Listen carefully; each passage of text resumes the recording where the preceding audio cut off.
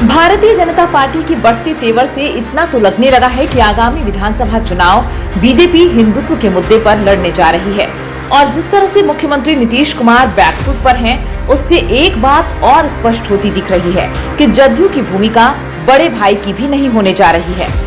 आखिर भाजपा के fire brand नेता गिरिराज सिंह के गर्जन और अस्त्र बांटने की सहमति से यह तो स्पष्ट हो गया कि बीजेपी के रणनीतिकार बिहार को अब हिंदुत्व की प्रयोग स्थली बनाने जा रहे हैं।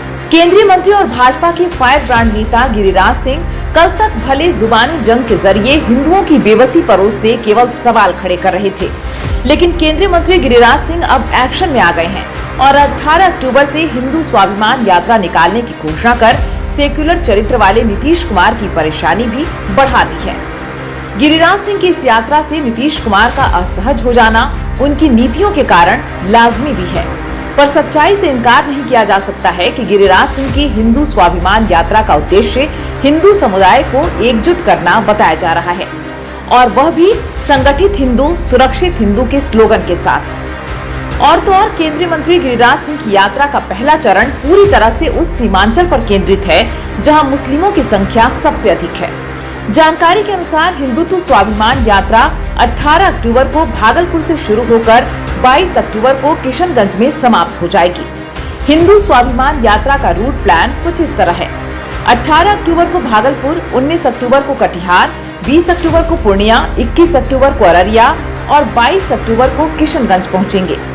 ये ऐसे क्षेत्र हैं जहां हिंदू एक हुए तो मुस्लिम वोट के आधार पर राजनीति करते हैं, उनकी मुश्किलें बढ़ने वाली हैं।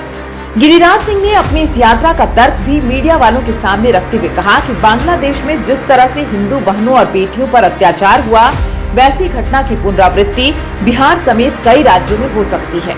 चरमपंथी ताकतों से बचने के लिए हिंदू समुदाय को एकजुट होकर प्रतिरोध करना पड़ेगा। भाजपा के अंदर खाने की माने तो उनके रणनीतिकारों ने यह मान लिया कि offence is best mechanism of defence.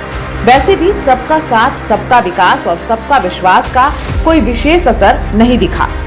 यहाँ तक कि जदयू को भी भाजपा के साथ का असर झेलना पड़ा और नीतीश कुमार की तमाम मुस्लिम हितों की रक्षा करने वाले तमाम योजनाओं का भी असर उनके हक में नहीं दिखा। दूसरी तरफ भाजपा के गिरिराज सिंह हरियाणा में हिंदू की एकजुटता को आधार मानते हुए इसे बिहार की भूमि पर भी आजमाना चाहते हैं। हिंदुत्व की पटरी पर भाजपा की गाड़ी दौड़ाने वाले भाजपा के फायर ब्रांड नेता गिरिराज सिंह की यह कोशिश अचानक से नहीं हुई है। प्रयास तो वे लगातार कर रहे थे। अपने बयानों के जरिए इस मुहिम को वे हवा देते रहे हैं, पर विधानसभा 2025 में कट्टर हिंदुत्व की धारा बहाई जाएगी। इसका संकेत तो उन्होंने उसी दिन दे दिया जब दुर्गा पूजा के क्रम में जनता के हाथ अस्त्र थमाए जाने का खुलकर समर्थन किया और कहा कि हम सनातन धर्म के लोग दुर्गा पूजा में मां की पूजा अस्त्र शस्त्र के साथ करते हैं, तो अगर अस्त्र बांटा जा रहा है तो इसमें कुछ गलत नहीं है। गिरिराज सिंह ने आगे कहा था कि आरजेडी के तमाम नेता जब माथे पर टोकरी लेकर फुलवारी शरीफ मजार पर जा सकती हैं, तो हिंदू अस्त्र शस्त्र की पूजा कर घर में क्यों नहीं रख सकते हैं। अगर इस्लाम में यह सही है तो हमारे देवी देवताओं के हाथों में अस्त्र शस्त्र होते हैं, उनको बांटने में क्या गलत है। दुर्गा माता के साथ यदि कोई अस्त्र लेकर जा रहा था तो यह सौभाग्य की बात है। मैं तो कहूँगा कि हर हिंदू के घर में देवी देवताओं के शस्त्रों की पूजा होनी चाहिए और उन्हें घर में रखना चाहिए ताकि उनकी पूजा से हमारी रक्षा हो सके।